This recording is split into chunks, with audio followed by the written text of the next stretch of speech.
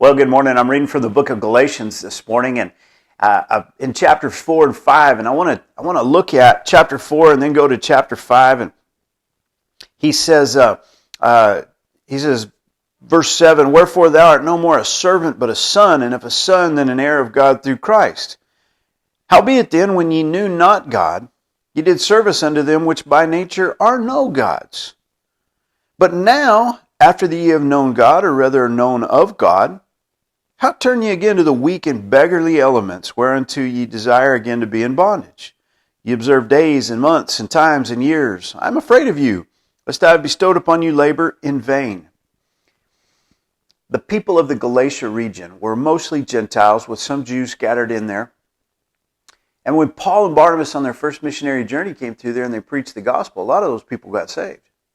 And right on Paul's heels came a group from Jerusalem that they label as the Judaizers.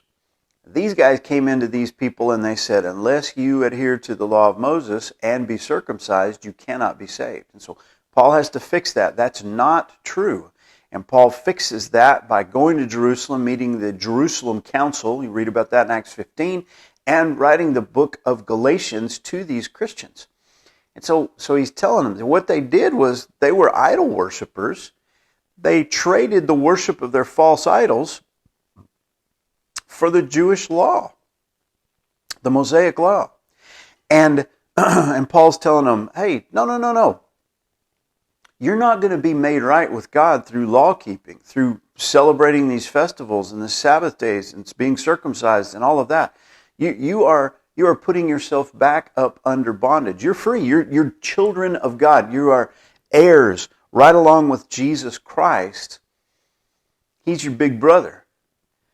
And so in chapter 5 he goes on and he says, "For brethren, ye have been called unto liberty. Only use not liberty for an occasion to the flesh, but by love serve one another." As followers of Jesus, we have been set free. We have been set free from the bondage of sin. But we haven't been set free to do whatever we want. See, if that was what liberty was, well, that would very quickly deteriorate, wouldn't it? Let me illustrate.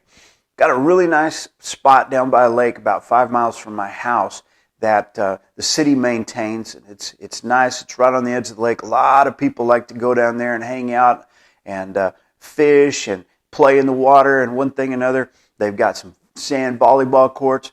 It's a nice place. It's really well maintained. There's a trash can about every 100 yards down through there. And invariably, you go down there on a Monday, and there'll be beer cans all over the ground. And every time I see that, I think, people are so selfish. I am so selfish sometimes. I gotta put myself in that camp because I'm guilty of this. You see, that's free to use. You don't have to pay to use it. It's free to use. But the people that use it, some of them anyway, are not loving their brothers. They think that they are completely free to do whatever they want, and their flesh is lazy, and their flesh is selfish, and they throw their beer cans on the ground, and they go off and leave and let somebody else clean up the mess. Well, we've all got to be guarding our hearts against that. That's not what liberty is. Liberty is not the absolute freedom to do whatever you want to do. Liberty is the freedom to be out from under the bondage of idolatry and the bondage of religion, to be free to serve Christ and to love our neighbor as ourselves. Do you like it when you have to come and clean up somebody else's mess? Well then, don't leave a mess for somebody else to clean up.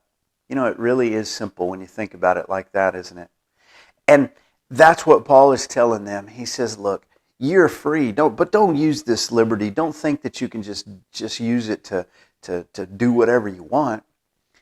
You're free to love. You're free to serve. So let's go do that today. God bless you. Have a great day.